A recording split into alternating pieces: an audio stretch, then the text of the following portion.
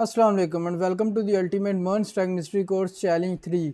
आज की इस वीडियो में हम चैलेंज नंबर 2 के बारे में देखेंगे जो कि CSS फ्लेक्स बॉक्स का चैलेंज नंबर 2 है और इस सीरीज़ का चैलेंज नंबर 3 है।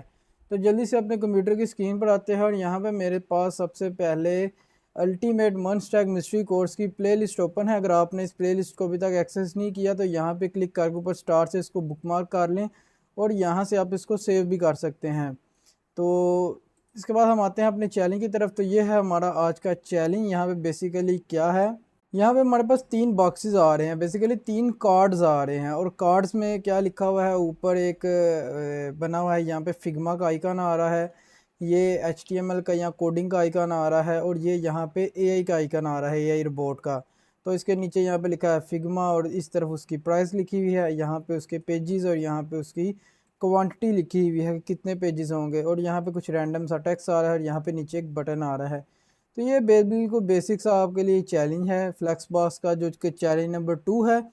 जो लास्ट वीडियो में मैंने आपको फ्लेक्स बॉक्स के सॉल्यूशन बताया था, जो कि चैलेंज 1 था फ्लेक्स बॉक्स का, उसका मैंने आपको सॉल्यूशन बताया था और वहाँ पे मैंने सारा आपको एक्सप्लेन किया था और करके दिखाया था किस तरह से आप उन बॉक्सेस को बना सकते हैं फ्लेक्स बॉक्स की मदद से।